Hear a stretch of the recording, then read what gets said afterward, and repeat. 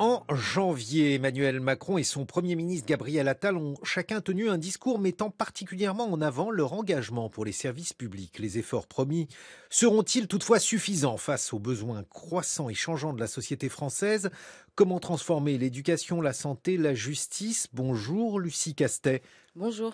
Vous êtes l'une des porte-paroles du collectif Nos services publics et vous êtes la co-autrice d'un ouvrage qui vient de paraître aux éditions des Équateurs, rapport sur l'état des services publics. Alors, je ne dirais pas que ça se lit comme un polar parce qu'on connaît un peu la victime et l'on voit, Lucie Castet, s'il fallait faire un diagnostic général, qu'il y a aujourd'hui une inadaptation entre l'offre et la demande de services publics, c'est-à-dire que les besoins sont croissants et bien, les services publics, eux, ne suivent pas. Est-ce que j'ai bien résumé cet important volume ? Oui, vous avez tout à fait bien résumé. En fait, l'origine de ce rapport, on s'est posé une question, on a cherché à résoudre un paradoxe. C'est que dans le débat public, on dit très souvent les moyens explosent, les services publics coûtent de plus en plus cher, on dépense de plus en plus d'argent public. Et pour autant, il y a désormais un consensus sur le fait que les services publics s'effondrent ou en tout cas, ils dysfonctionnent. Avant, c'était dit plutôt dans une certaine partie de l'échiquier politique. Aujourd'hui, il me semble que ça fait consensus et vous l'avez très bien dit, le gouvernement aussi reconnaît que les services publics dysfonctionnent et vont très mal. Et donc, on a cherché à résoudre cette forme de paradoxe. Alors, effectivement, lorsqu'on vous dit, par exemple, que le nombre d'agents publics est passé de 4,8 à 5,4 millions, on se dit que, finalement, l'augmentation, elle est tangible. Qu'en pensez-vous, Lucie Castet ? Il est certain que les moyens dédiés aux services publics ont globalement, sur les dernières décennies, plutôt augmenté. Si on parle des effectifs d'agents publics, ils ont en effet augmenté. Ce qui est important de regarder, c'est que si on a une perspective globale, ils augmentent plutôt moins vite que la population active totale. Donc ça, c'est important de le souligner. Donc si on prend en compte la démographie, on peut remettre en question cette augmentation. Et puis par ailleurs, si on a une perspective de plus long terme, lorsqu'on regarde les moyens dédiés aux services publics, aujourd'hui, on parle des services publics quasi exclusivement que comme un coût. Et donc, les perspectives sont plutôt à un objectif de réduction du déficit public en faisant peser cette réduction du déficit public sur une baisse des dépenses publiques et non pas sur une augmentation des recettes. Et donc, ça laisse plutôt entrevoir des perspectives baissières sur les dépenses publiques. Alors, je l'ai dit en introduction, le problème, c'est que la demande, elle augmente. Alors, elle augmente pourquoi? Parce qu'il y a une demande de sécurité croissante, il y a la question bien sûr de l'urgence écologique, il y a la question de l'hôpital, mais ça on va en reparler dans une deuxième partie. Alors, ce qu'on a observé, c'est effectivement que les besoins sociaux sont en très forte évolution et que ça sollicite très fortement les services publics. On peut dire que c'est à la fois des facteurs exogènes et des facteurs endogènes. Si on parle de facteurs exogènes, donc plutôt extérieurs, là, on va parler par exemple de l'évolution démographique, j'en faisais mention tout à l'heure. On peut parler aussi, par exemple, de l'évolution du nombre de bacheliers dans une génération. Dans les années 70, on estime à peu près à 20%, 20% de chaque génération qui avait le baccalauréat. Aujourd'hui, on est aux alentours de 80. On a même atteint 86% en 2020. Ça, évidemment, et c'est plutôt une bonne nouvelle, ça implique une sollicitation croissante de l'éducation supérieure, de l'université. En matière de santé, on peut observer aussi le vieillissement de la population, mais aussi l'accroissement des affections de longue durée, pour dire plus simplement les maladies chroniques qui explosent. On a plus 34% de patients atteints de maladies chroniques entre 2010 et 2020. En matière de transport, on observe aussi des évolutions de l'organisation de notre territoire, par exemple la désindustrialisation et la concentration croissante des emplois dans les métropoles ont conduit à changer les besoins en matière de transport, notamment de transport en commun. Et par ailleurs, on peut parler d'évolution endogène, donc d'évolution liée à des attentes différentes dans la société. Par exemple, on considère qu'il y a des attentes croissantes en matière de lutte contre les violences faites aux femmes, et donc qui pèsent sur la justice et la sécurité. Et ce sont aussi des attentes qui sont tout à fait bienvenues. Donc alors, augmentation des besoins et les attentes sont là. En revanche, leur satisfaction pose problème, particulièrement en fait dans certaines zones. On voit qu'on a affaire à des inégalités géographiques et à des inégalités sociales, Lucie Castet. Oui, tout à fait. Ce qu'on observe, c'est que si on observe plutôt une augmentation donc insuffisante, mais quand même notable, des moyens dédiés aux services publics, ce qu'on observe, c'est une forte hétérogénéité de cette augmentation de moyens. Par exemple, si on considère le domaine de la justice, on voit que les évolutions démographiques sont plutôt en faveur de davantage de populations qui vont vers l'ouest de la France que vers l'est de la France. Or, on constate plutôt une concentration des magistrats dans l'est de la France. Si on regarde les effectifs de police, donc eux ont clairement augmenté de manière très importante dans la dernière décennie. Et pour autant, on observe une forte hétérogénéité en fonction des secteurs concernés. Par exemple, on a une très forte augmentation des effectifs en matière de lutte contre l'immigration illégale ou contre le trafic de stupéfiants, et plutôt une diminution entre 2010 et 2020 des effectifs dédiés à la sécurité publique. Donc les effectifs de police et de gendarmerie dans la rue. Oui, alors c'est ça, c'est-à-dire qu'en fait, on a effectivement une augmentation des moyens alloués, mais vous notez dans ce rapport, le CICASTEL, rapport sur l'état des services publics que vous publiez aux éditions des Équateurs, eh bien une dégradation de la qualité et de l'efficacité de la réponse judiciaire, par exemple. Oui, tout à fait. On observe que les délais de traitement des affaires de justice augmentent vraiment massivement. C'est un constat partagé par l'ensemble des magistrats, hein, qui ont d'ailleurs tiré la sonnette d'alarme à de nombreuses reprises dans des tribunes, et qui ont été partagés aussi par les états généraux de la justice qui ont été menés très récemment. C'est effectivement, il y a une dégradation massive, et on observe que le service public n'est même plus en mesure de remplir son office. C'est-à-dire que vous avez des juges des enfants qui vous disent: je suis obligé de rendre des décisions, des juges aux affaires familiales, sans même voir la famille, parce que je n'ai plus le temps de traiter ces dossiers d'une manière satisfaisante. Et ça crée aussi une très grande crise de sens chez les agents publics, et ça nous préoccupe beaucoup, nous, au sein du collectif Nos Services Publics. On a mené une grande enquête en ligne. On a eu plus de presque 5000 réponses. On observe que la très grande majorité des agents publics rejoignent le service public avant tout pour servir l'intérêt général, avant des considérations, par exemple, de stabilité de l'emploi ou même de rémunération, loin s'en faut. Et que on a une réponse qui est massive. 80% des agents publics déclarent avoir connu fréquemment ou très fréquemment un sentiment de perte de sens dans l'exercice de leur mission au quotidien. L'autre question qui se pose, c'est bien sûr celle de l'éducation. Il y a d'ailleurs actuellement un mouvement de colère parmi les étudiants. Il y a eu une grève la semaine dernière, il y en aura une également cette semaine. Et là, votre diagnostic, il est assez clair. Il y a eu une augmentation, réelle, mais celle-ci n'a pas suffi à compenser l'accumulation de lacunes structurelles depuis tant d'années. Oui, tout à fait. Et ce qu'on observe aussi, c'est un des grands enseignements de notre rapport, c'est qu'il y a que l'écart croissant dont vous faisiez mention entre les besoins et les moyens a laissé une part croissante à une offre privée de prise en charge des besoins. Et c'est particulièrement le cas dans l'éducation. Dans un certain nombre de secteurs du service public, le privé est subventionné par l'État pour concurrencer le service public, qui conserve, lui seul, le service public, l'exigence d'accueillir tous les publics avec des moyens toujours plus contraints. S'agissant de l'éducation, on observe, alors il n'y a pas un accroissement massif du nombre d'élèves qui vont dans le privé sous contrat, mais ce qu'on observe, et c'est très intéressant, c'est une forme d'homogénéisation sociale croissante dans cette école privée sous contrat. Ça a fait beaucoup Oui, je parler. crois que ça a été un sujet d'actualité récemment. Oui, là, on est passé de 30 à 40% d'enfants d'origine très favorisée en 15 ans qui fréquentent l'école privée sous contrat. C'est quand même vraiment très notable. Effectivement, j'avais retenu un autre chiffre, mais il est tout à fait convergent avec ce que vous venez d'évoquer, Lucie Castet. 29% en 2003 pour la part des enfants à fort capital culturel, jusqu'en 2021, où là, on est passé donc à 40%. Donc de 29 à 40%, ça signifie que de plus en plus, l'enseignement privé est destiné aux catégories les plus favorisées, alors là en l'occurrence en capital culturel. Exactement, sur un plan plutôt culturel, donc c'est CSP+. Ce qu'on sait par ailleurs, c'est que l'enseignement privé sous contrat est financé à 73% sur fonds publics, c'est la Cour des comptes qui nous le dit. Ça représente environ 8,5 milliards d'euros pour un budget annuel.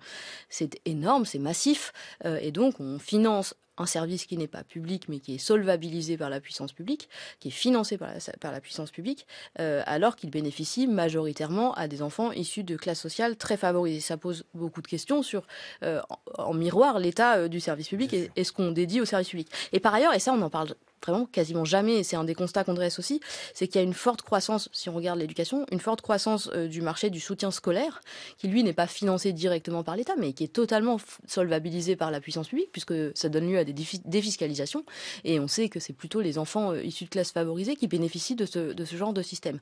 Et donc, on le voit, l'écart croissant entre les besoins et les moyens laisse une place à une offre privée qui, elle, s'adresse davantage à des populations favorisées, et donc ça contribue en retour à accroître les inégalités. Mais alors, dans le même temps, le budget de l'éducation nationale, il a considérablement cru, puisque si on prend le budget qui a été présenté en septembre, donc par Gabriel Attal, alors ministre de l'Éducation, on était sur un budget qui était 27% plus important qu'en 2017. C'est quand même significatif.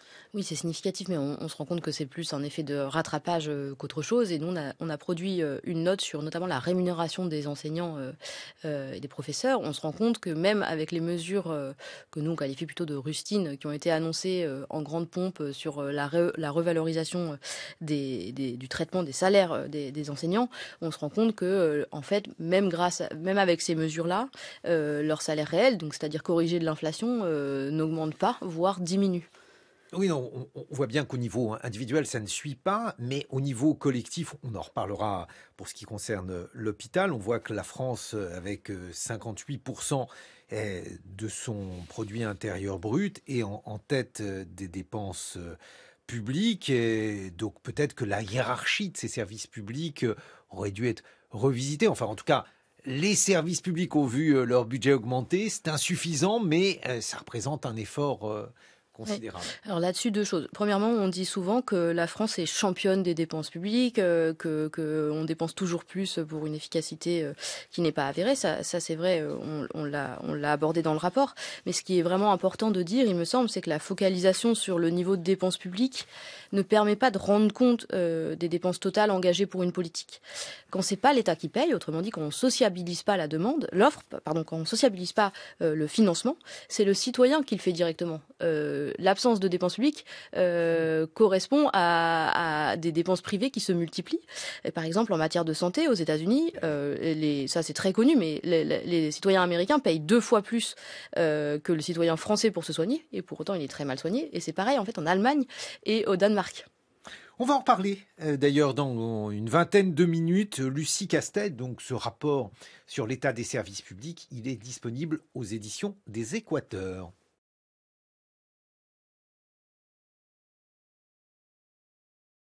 Nous sommes en compagnie de Lucie Castet, co-autrice du rapport sur l'état de nos services publics aux éditions de l'Équateur. On a vu qu'il y avait effectivement une augmentation des dépenses en faveur de nos services publics, mais que l'augmentation de la demande de services publics, elle, était encore plus importante, ce qui explique l'inadéquation et un sentiment qui est vérifié, que ces services publics aujourd'hui ne sont pas en bon état, ou en tout cas ne fonctionnent pas comme ils devraient fonctionner. On va évoquer l'hôpital, mais avant cela, Lucie Castet, j'aimerais que vous réagissiez à ce que mon camarade Jean Lémarie vient de dire sur le financement de la politique et ces affaires qui peuvent parfois ternir l'image de nos politiques.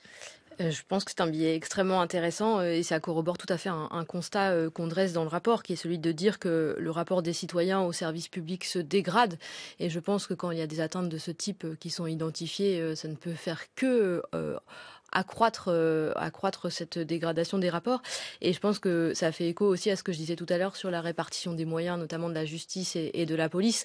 On constate que la lutte contre la criminalité économique et financière, et notamment la lutte contre les atteintes à la probité que vous désignez à l'instant, fait l'objet d'un très faible investissement politique et budgétaire, alors même que ces atteintes augmentent, celles qui sont constatées augmentent. Et donc je pense que c'est absolument nécessaire qu'on réinvestisse dans ces services publics, de la justice et de la police, et en particulier des investigations complexes comme celles que vous avez mentionnées, afin de renforcer la confiance entre les citoyens et la chose publique d'un point de vue général. Et nous sommes en duplex avec Jérôme Widver. Bonjour. Bonjour. Vous êtes professeur d'économie à l'Université de Bordeaux. Vous êtes responsable d'une équipe économie et gestion des organisations de la santé. Je vous ai convié à ce dialogue parce que, on le sait, il y a aujourd'hui une question qui se pose sur le fonctionnement de nos hôpitaux. C'est devenu un thème régulier dans l'actualité. Les urgences sont débordées, les cabinets médicaux sont fermés ou engorgés, alors même que les dépenses de santé des Français sont réelles, tangibles, importantes.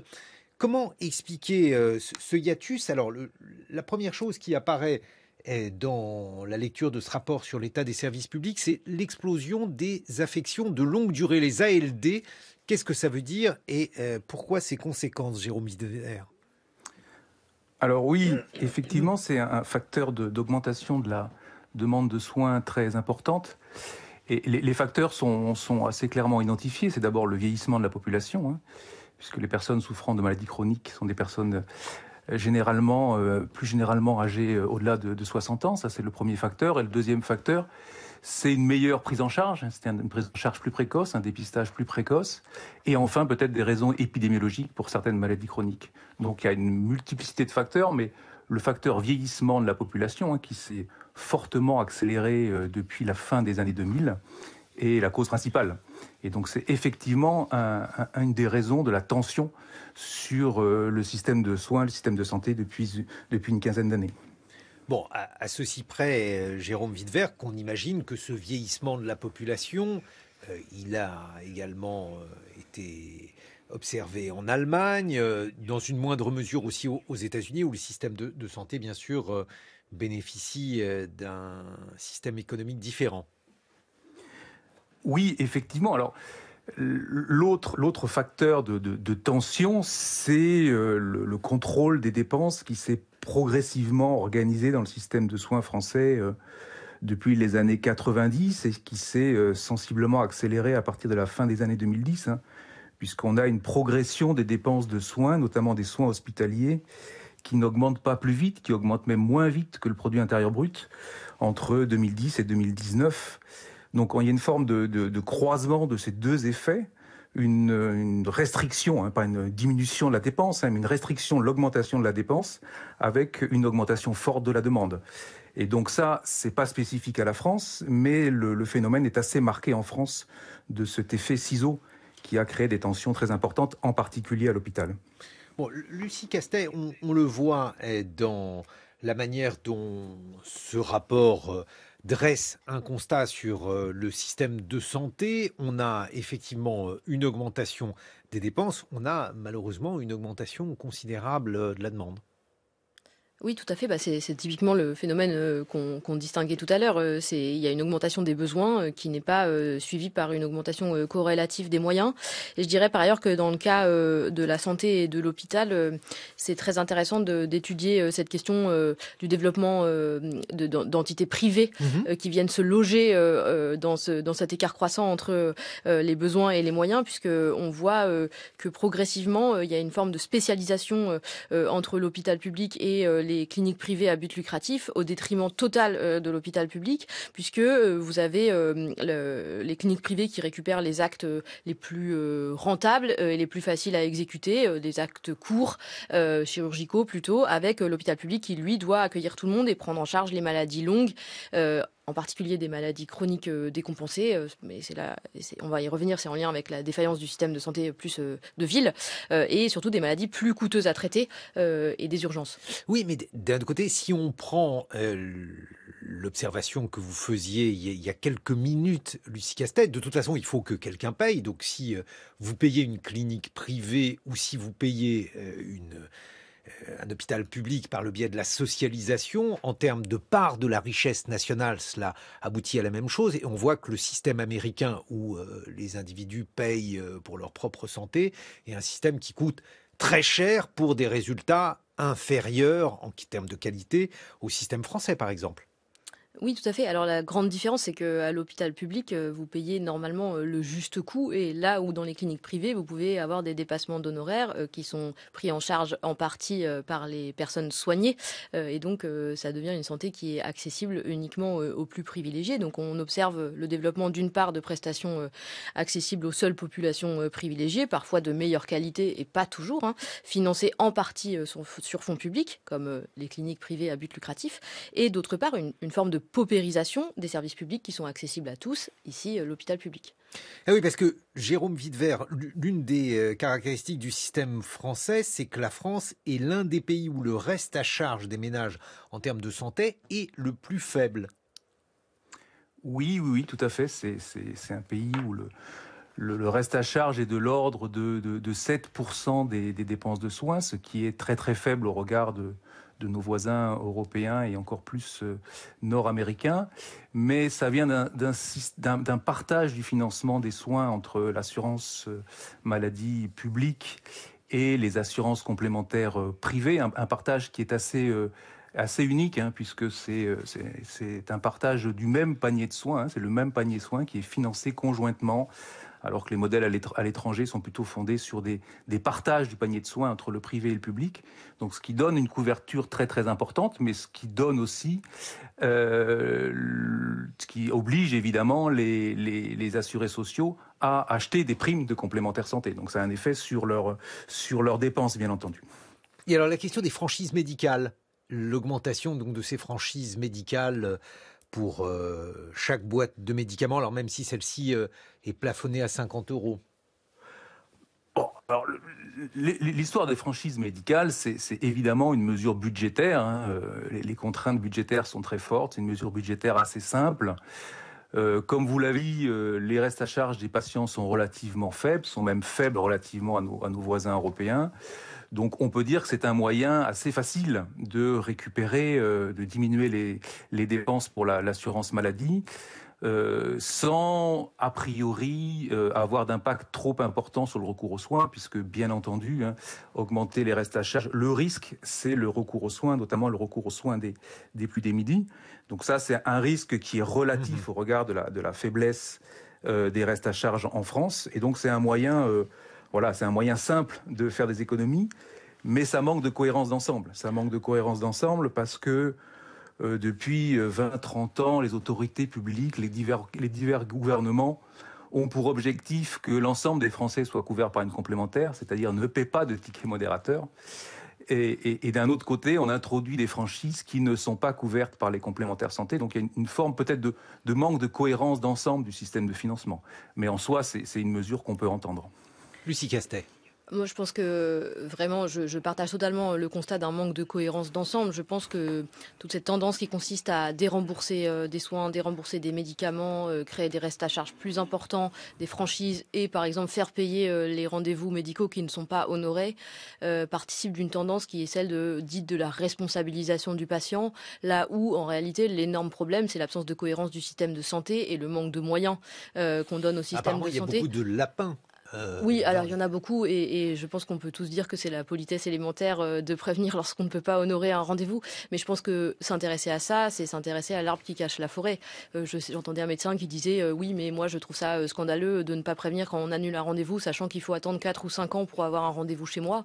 Pour moi, le problème, c'est davantage le fait qu'il faille attendre 4 ou 5 ans avant d'avoir un rendez-vous de spécialiste plutôt que la personne qui n'annule pas son rendez-vous, même si on est d'accord que c'est extrêmement discourtois. Donc je pense que la question, c'est vraiment, comme le disait votre invité, la question de penser la cohérence d'ensemble du système de santé. Et par ailleurs, un des problèmes aigus, c'est le renoncement des classes les plus défavorisées aux soins. Et ça, on sait que ça a des effets délétères sur la santé à long terme. Et qu'on n'observe pas encore sur... alors, on sait qu'il y a des inégalités importantes dans l'accès aux soins, dans les espérances de vie des uns et des autres. Dans les chiffres que vous rappelez, et dans ce rapport sur l'état des services publics, l'espérance de vie en France continue à augmenter.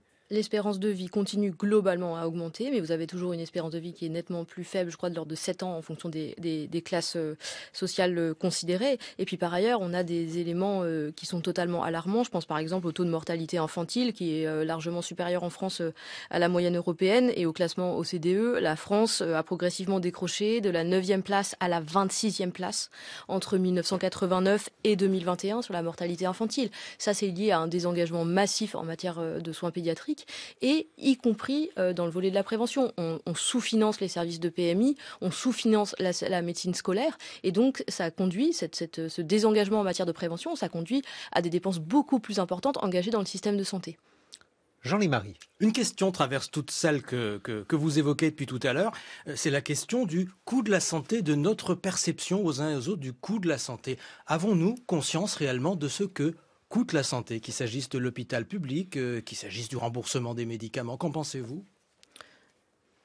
Alors je pense qu'il pourrait être intéressant effectivement d'expliciter davantage le coût de la santé pour qu'on comprenne ce que ça veut dire le financement public et la socialisation des dépenses. C'est très intéressant et ça participerait probablement du consentement à l'impôt, notamment chez les personnes qui en payent relativement peu compte tenu de leurs revenus. Ce qui est important de noter à cet égard, c'est que en réalité, les services publics bénéficient évidemment aux plus défavorisés, mais aussi aux personnes favorisées.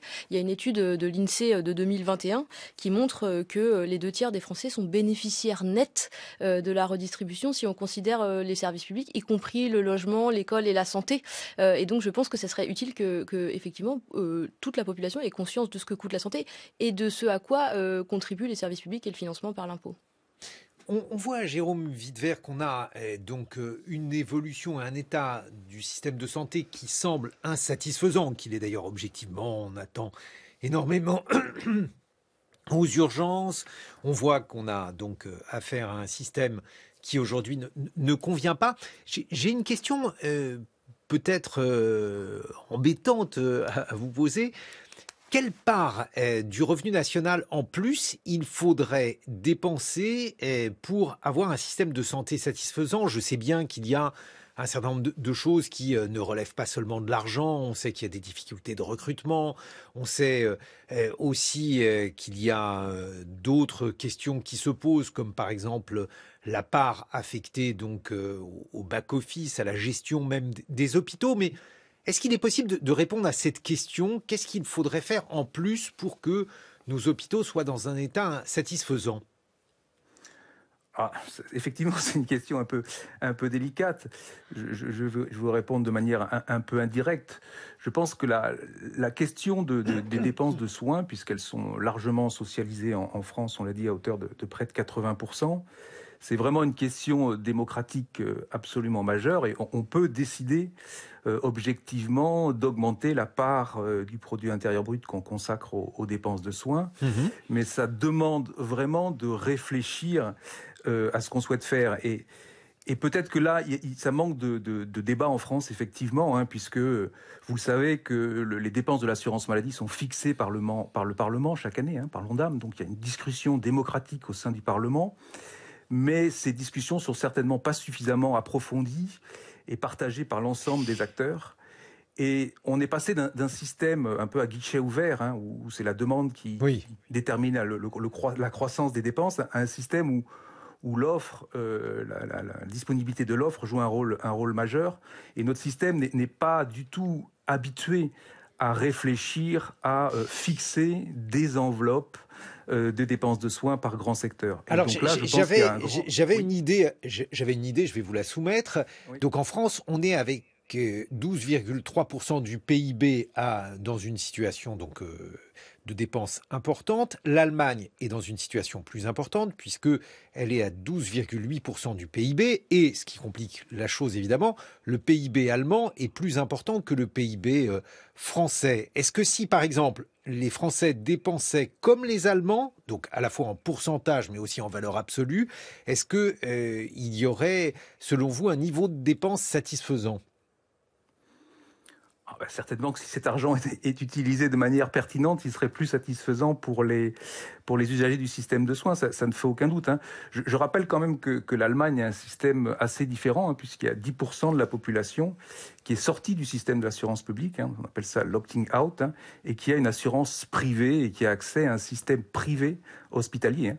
Donc je ne crois pas que ça soit aussi tout à fait le modèle qu'on souhaite en France, ou que la majorité des acteurs souhaitent en France. Donc il faut faire un petit peu attention avec la comparaison avec l'Allemagne, puisqu'il y a un secteur privé important, hein, 10% de la population, qui a une assurance privée et qui a accès à des établissements privés auxquels n'ont pas accès ceux qui n'ont pas cette assurance. Jean Lémarie. Ouais. Il y a la question de la qualité des dépenses aussi, dans la série des questions gênantes. Si on parle d'hôpital public, des examens qui se répètent, qui se recoupent parfois de manière inutile, est-ce que vous identifiez beaucoup de gaspillage, d'inefficacité, de mauvaises dépenses ?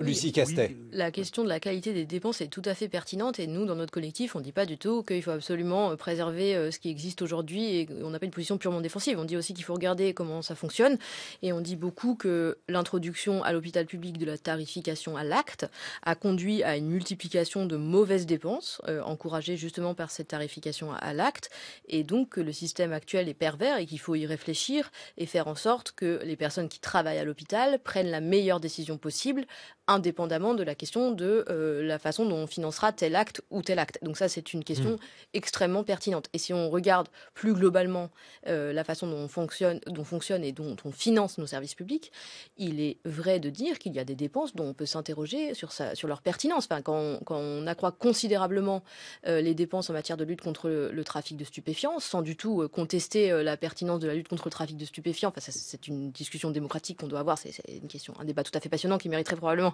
une émission entièrement. Parfois, on se rend compte que certaines dépenses sont totalement inutiles parce qu'on vient démanteler un point qui se remontait, un point de deal qui se remonte quelques heures après. On peut s'interroger sur la façon dont démocratiquement on choisit la manière dont les dépenses sont attribuées ou sont octroyées à telle politique publique ou à telle sous-politique. Je prolonge la question de mon camarade Jean Lémarie. Jérôme Widver, est-ce que la productivité du système de soins français est satisfaisante? Parce que finalement, c'est ça la question qui se pose. J'imagine qu'on peut comparer les productivités des systèmes de santé. Je vois Lucie Castet qui fronce les sourcils. Oui, il y a des façons, mais sans doute sommaires et insatisfaisantes. Hein, c'est de regarder les grands indicateurs de santé publique, hein, de mortalité en particulier, d'incapacité aux grands âges. Donc il y a des systèmes de santé qui dépensent moins et qui font aussi bien que nous, mais il faut bien avoir en tête que la santé, ce n'est pas que les soins. Donc la santé, elle est multifactorielle. Les soins ne sont qu'un déterminant et ça certainement pas un déterminant. Qui fait mieux que nous, Jérôme Widver?